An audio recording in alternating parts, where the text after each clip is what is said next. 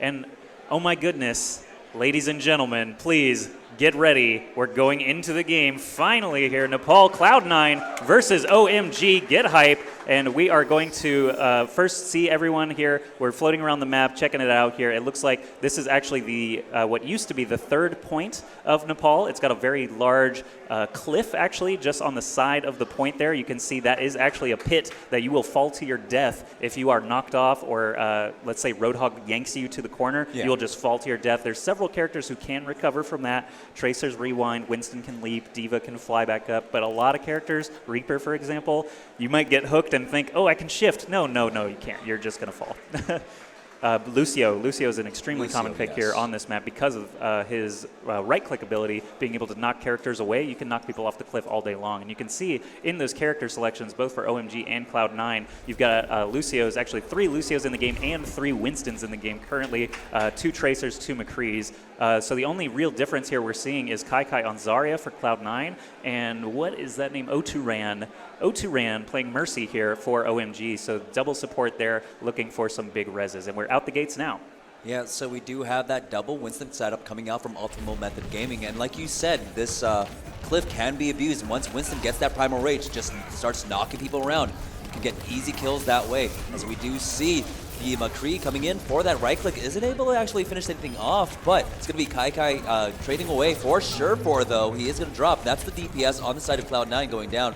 So they might have a tough go of it, but right now, Optimal Method Gaming down 2 members as they are pushing onto the site. It's Cloud9 right now. Yep, Cloud9 still all at 100%. We've already got Adam on fire here from his healing and his Lucio abilities, and OMG has been completely wiped at this point. Cloud9, you're definitely going to see them pushing up here, and we're watching Bohan right now as the Winston for OMG coming back up to the fight, just spraying and waving for some reason as he gets back into the battle here, trying to splash damage down all those targets there in front of him. Winston actually deals the same amount of damage no matter how many targets he's hitting, so that splash damage is very effective. Looks like we got a nice kill there onto Reaver from Shindu, and again, the Flash and Fan on Tracer is a good way to try and pick her off, but Cloud9 has forced this team all the way back to their spawn. We see one player from OMG, Lightning, actually trying to backcap. That was that Lucio skating by everybody. I'm not sure what's going to happen to him, but Reaver moving forward now. He does have his Deadeye ultimate available. Kai, there he is, dealing with Lightning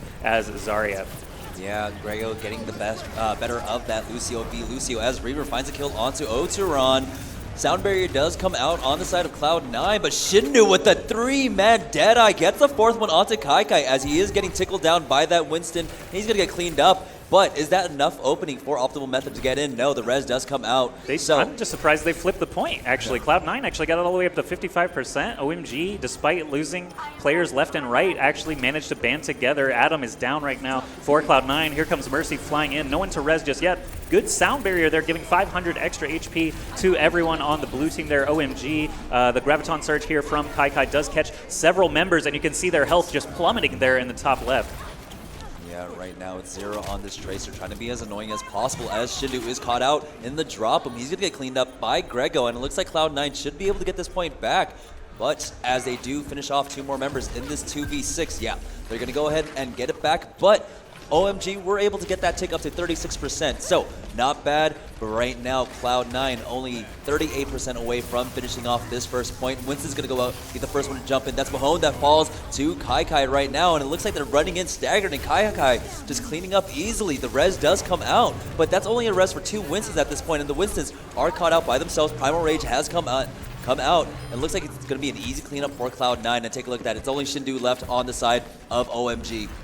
Yeah, the 2 Lucios, Adam and Grego. Lucio doesn't really output that much damage, but Grego and Adam play Lucios so much that they are incredibly accurate, so that damage does end up being a significant amount. You can see Lucios in the kill feed fairly often. The huge Graviton Surge there, eliminating half of OMG all at once there. Kai looking for that Twitch MVP nomination already. Deadeye coming out here from a Reaver is going to at least zone them out. It looks like he didn't catch any kills with it, but again, we have Lightning from OMG trying to backcap. He does actually fall to his death there, Adam, with the boop, and round 1 will go to Cloud9, but I gotta give props to Optimal Method Gaming for even flipping it a single time. I don't even think I could do that, so well done to them, and we'll see if they can try and repeat that performance and top it here on round 2. This is actually what used to be the very first point on Nepal, and it's actually a covered point, so no cliffs to worry about this time around. There is a cliff on the map, but rarely does it actually get come into play. This is going to be more of a brawl with a lot of splash damage. You're looking for Reapers, Pharahs, Junkrats, and I see Surefour actually picking that Bastion to start things off. They're not afraid to show this Bastion off, and it's been to great effect over the last week. They've been pulling out this Pocket Bastion, putting Surefour on it, and his aim has been spectacular. Right now, though, as we do move on to the second point, Cloud9 currently one round in the lead. It's going to be Surefour getting 2 quick kills. Kai finds another one onto Bahone as Oteron falls too on the side of Optimal Method Gaming. Now, the control point hasn't unlocked quite yet, but in a few seconds, it's going to be Cloud9 taking early control. Yeah, those early kills are so important. Think about the King of the Hill map. The thing is, you've got your set composition. You have no idea what you're going to walk into. Your comp could be completely wrong. King of the Hill, there's no hard and fast rules compared to something like Payload, where you're going to see Reinhardt and Lucio tandem quite often. You're going to see double McCree, double Winston, that sort of thing. But King of the Hill, really, it's kind of a more wild selection. A lot of characters can be very effective here. And there we go. That's Surefour. Amazing aim Reaver there, also with the help of scooping Reaver a couple getting of kills. Blink.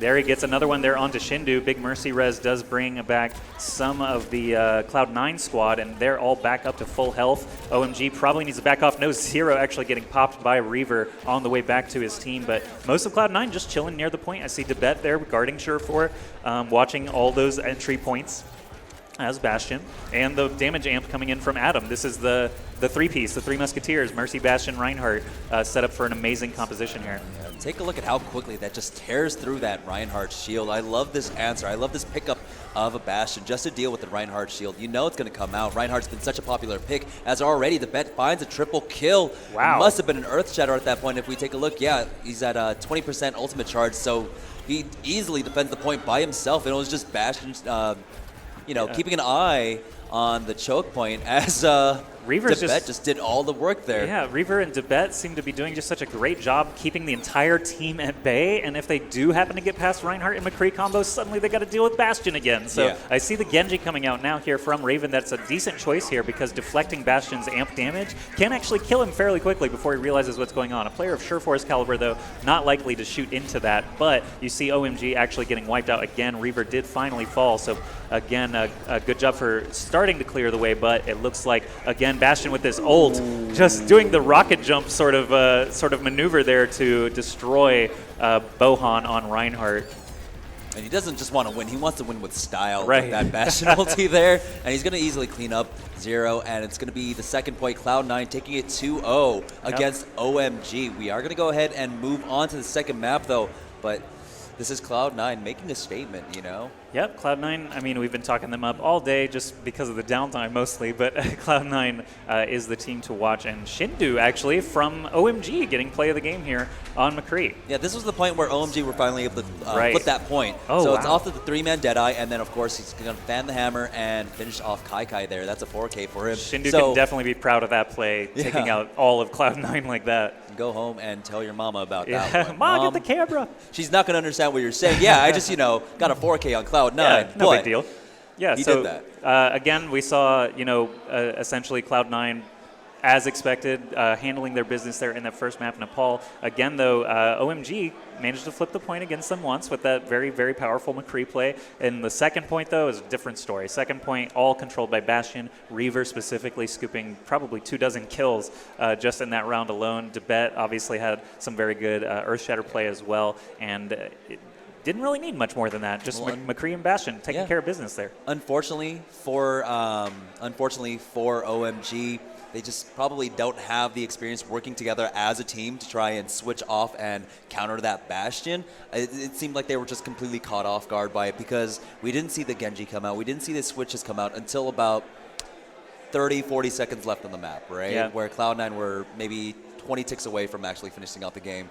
So these teams really do need to be able to adjust quicker, be a lot more malleable with their team compositions, especially here on LAN when you're facing one of the toughest competitions in the world. And it was a pretty rough opener. Again, like this, the King of the Hill opener is very important. you don't know what composition you're going to run into, so you have to essentially just go for either a strong gimmick like Cloud9 did with the power up on Bastion, or just a very solid team.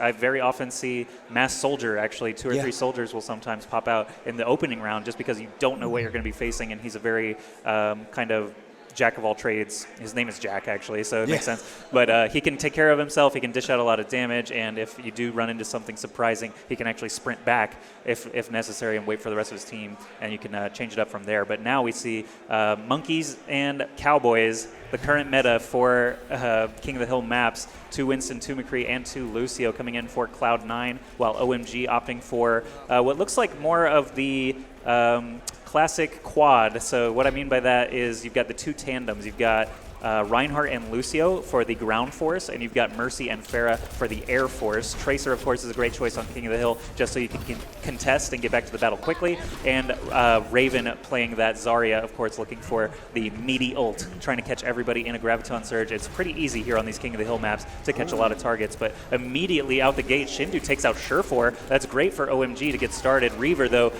just cutting straight through the enemy Reinhardt. Yeah, and at this point, it looks like Cloud9 already taking the man advantage against OMG here on the final point of the Lijiang. I say final point, like so this is the first round. It previously was the third points here on Lijiang, but now they are randomized. So all of the King of the Hill maps have 3 different settings that can come up first, second, or third. But this is a kind of a planetarium observatory area. There's a lot of airspace here for Farah and Mercy, so that's why they've chosen to go that route. But it looks like, at the moment, not a lot of kills going in either direction. Lightning did fall as Lucio for OMG, so they are missing that very important healer, and Mercy going down now as well. Cloud9, of course, doing a great job just targeting those healers out as quickly as they can so that McCree's and Winston's can power everything else down. Well, yeah, unfortunately, they are running this Farah Mercy, and one of the strengths of Reinhardt is his giant shield, 2,000 HP. You're supposed to stand behind him and fight from behind that.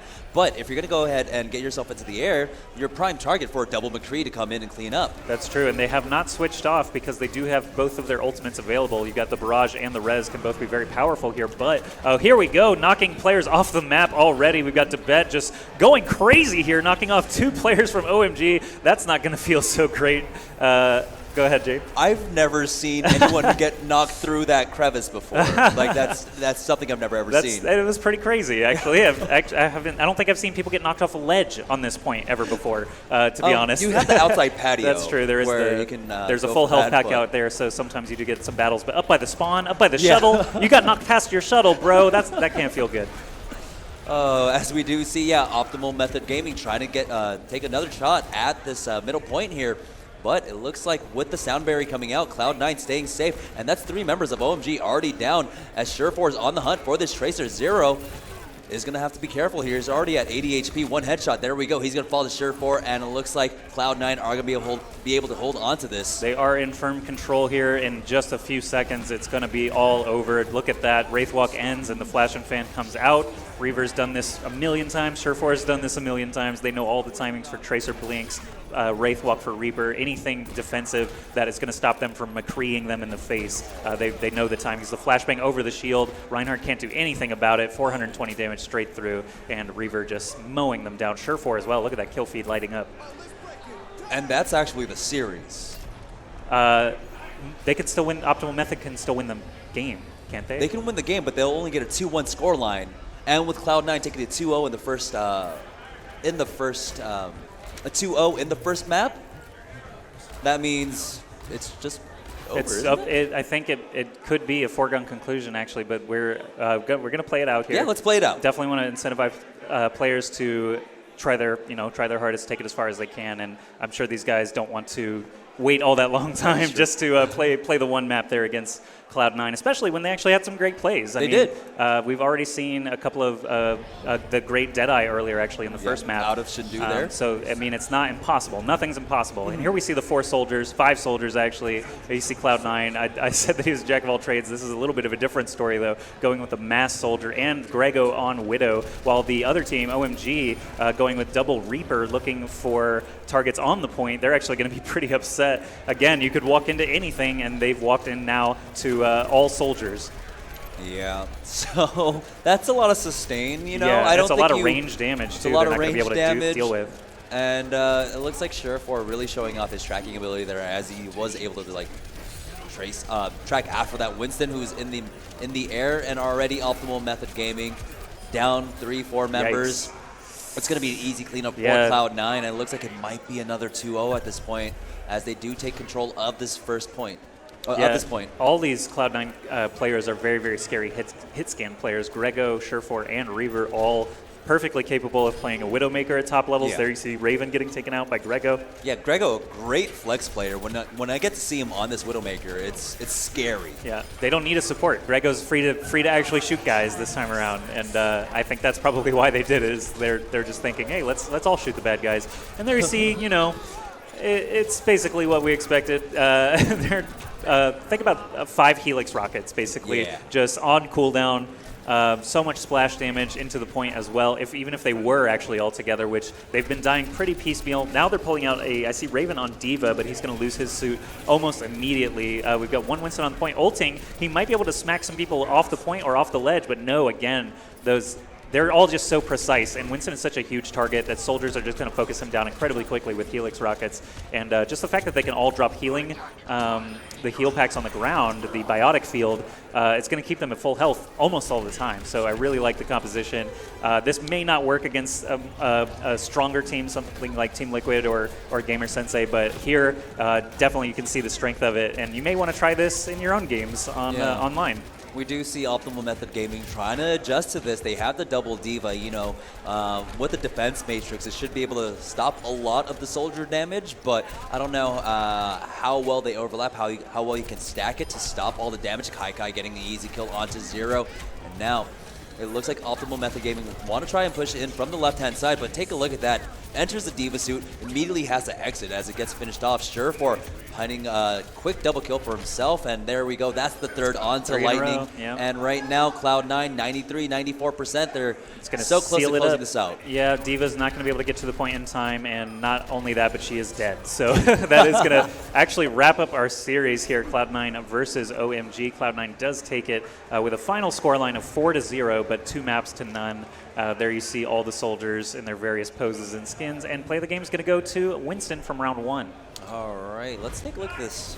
That's 1. Send him flying. That's 2. I've never seen that. Many players knocked back there. Shindu as a Pharah also actually getting knocked down. That doesn't feel good. Already used her jump jet, I'm assuming, but or maybe she hit it. Maybe she used the jump jet and hit the shuttle. I've never seen someone knocked under the shuttle. Yeah. So great play there from Cloud9. OMG, valiant effort. They are actually not out of the tournament yet. They did win their first match against the Armenians United. So OMG will drop back down to the lower bracket to face them again. And now that's a chance for Armenians United to actually try and fight their way back out of the group. Exactly. So it's going to be a rematch in the losers bracket at that point, right? Yep. But for now, we are actually going to go ahead and send it down to the analyst desk where Rachel is waiting for us. Thanks so much, guys. We're down here on the analyst desk, and we've got a lot to analyze. Good call there, T-squared. Getting my water bottle out of the frame. So, Fish Sticks, T-squared. This was a little bit of what we talked about at the beginning of the day when we talked about Cloud9 being a team to watch, really dominating performances, and it seems like they were so satisfied with their performance on every part of the map that for the last one they decided that, you know what, we're all soldiers. And were they trolling or were they not trolling? I mean, they did really well. It was right actually there. the perfect counterpick to what we saw of OMG. They were playing with Reapers, they were playing with Winstons. None of those characters could hit long distance, so I have no idea what cued them off to switch to Soldier 76s, because they actually switched after the game even started. But that was the perfect lineup there. And before the game, I would say, guys, we're going to see Tracers, we're going to see Winstons, we're going to see Lucios. We did see the Lucios, but we actually didn't see nearly as much Winston as I thought. There was actually a couple Zaryas thrown in. And we also saw a lot of McCree instead of the Tracer, and then obviously in that last game, just a ton of 76. So not exactly what I was expecting to see, but the domination was pretty much in line with what we expected. Oh my gosh, and we heard the caster say, and I even saw chat saying a little bit, it's like, please don't tell Quick Play about all soldier comp, because the Venn diagrams of biotic fields there, that was impenetrable. terrible. And then their Yeah. ability to drop down long-range, mid-range damage, especially on those big tanks, especially concentrating their targets, really impressive. I have a feeling we're going to see a lot of 5-man soldier squads coming up in quick play here in the next couple hours. So, something team composition-wise, I'd just like to point out, it was pretty standard in the beginning. The double Lucio, Zarya, Winston, McCree, Tracer to start. But then Tracer, they kind of went away from it. And then what I thought was really interesting is they had, McCree, Lucio, Winston. So they had, only 3 different heroes on their team right there, and then they only had 2 different heroes. So again, we don't even know if they're, playing as serious as they should be, and that's exactly what they want to do. They don't want to show all their cards. They want to show that they can be dominating and, mix it up with their team comp. So I really like that from Cloud9. Yeah, the 2-2-2 may not be the most fun thing to watch, but it is damn effective. Folks are kind of proving it time and time again. That type of composition, whether it's a Tracer or whether it's a McCree, doesn't really matter. You might also sometimes have a Mercy and a Lucio instead of 2 Lucios, but like it's the same idea. Like two of the same tank, frequently 2 of the same DPS. We see that a lot. That is something I wanted to get some insight on, Ben, if you happen to have it, because I did notice there were times when they went with 2 Lucios, there's times when they went with Mercy Lucio. It seemed that the only factor that I noticed was on maps with the edges, they were going a bit more for Lucio's bump, and the control points a bit more for that area heal instead of the single target heal for Mercy. But anything else you can add to that? Yeah, I mean, you're totally right that the knockback ability of Lucio is super useful on these control point maps, and also because the control maps are generally focused around a single control point, everyone's trying to pile on. Lucio's area of effect healing and area of effect speed boosts will benefit like the entire team in a lot of these engagements. The sound barrier is huge, especially when you have 2. That as well, yeah. Yep. Yeah, so I mean, one of the things that I saw is, speaking about Lucio, is I did see weakness coming out from Cloud9, actually. I noticed that they play really aggressive whenever they have the enemy team on spawn traps. So we saw Lucio escape from behind right there. So possibly when they're playing against a more solid team, maybe we see a Tracer-Lucio combo or a Lucio-Lucio sneak behind that spawn trap and get behind the enemy team there to potentially expose a weakness. All right, maybe we can get a little more insight into Cloud9's thoughts. Joining us on the bench, one of Cloud9's top players. Yes, Kai Oh, Kai. it's Kai. Welcome to the analyst desk. Kai, get that Welcome. headset on because we got so many Come in questions for closer. you. Join us, yes. Act like Yeah. we know Come each here, other. Kai. Yeah, mic down. There you go. There you go. First Beautiful, of all, beautiful. First of all, you want to introduce yourself to everyone watching? We got about 10,000 people on the stream. I'm Kai, team captain at Cloud9. It's pretty much me. Yeah. Well, welcome, Kai. Glad to have you on the bench. We've seen a lot of impressive play for you in events leading up to this one. I was most excited, however, to see your Zarya. You had a lot of great Graviton surges, a lot of what I thought was going to be play of the game, but it looks like McCree took that from you. Tell me a little bit about your choice with Zarya and about your team this weekend. I've just been playing Zarya all week. It's more fun than Winston. Winston's kind of boring, getting sick of it, so that's that.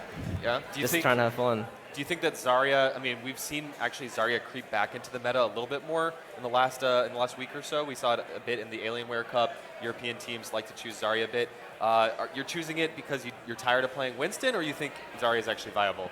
Well, At the Zarya's same definitely level? viable. Yeah, It's she's definitely viable. like on payload, the Reinhardt Zarya, it's much better because you can just defend the flashbang pushes on the Reinhardt, which is the main reason why it's so good.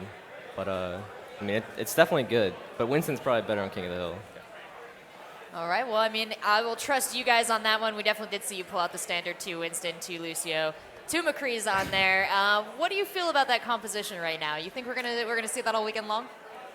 I mean, it's not the best. There's other stuff that can beat it. We're just messing around right now. Yeah. To be honest. Yeah, I figured. Yeah, you when guys we were saw the trolling a 5 little bit. soldiers, we guessed at that. Yeah. All right. Well, tell the people out there then. How do you beat that composition? Is it? I mean, that's a Bastion? secret. Oh, okay. I see. Yeah. I see. So you guys spent all week at the NVIDIA headquarters in California, or not all, you were there for a couple days. This is the first time that you as a team have all met in person, correct? Correct. How's that been for you guys? Have you been able to just spend time talking about strategies, or are you just hanging out having fun? Like, how's that experience been? Honestly, we just drank beers all week. Yeah. I mean, we didn't really Bonding. practice. Yeah. That's team Getting to bonding know right each other, there, man. right? It's important. Yeah. Well, I actually heard you guys got to go over to the Blizzard campus as well and play against some of the very talented developers and QA people involved in Blizzard. How did that go for you guys?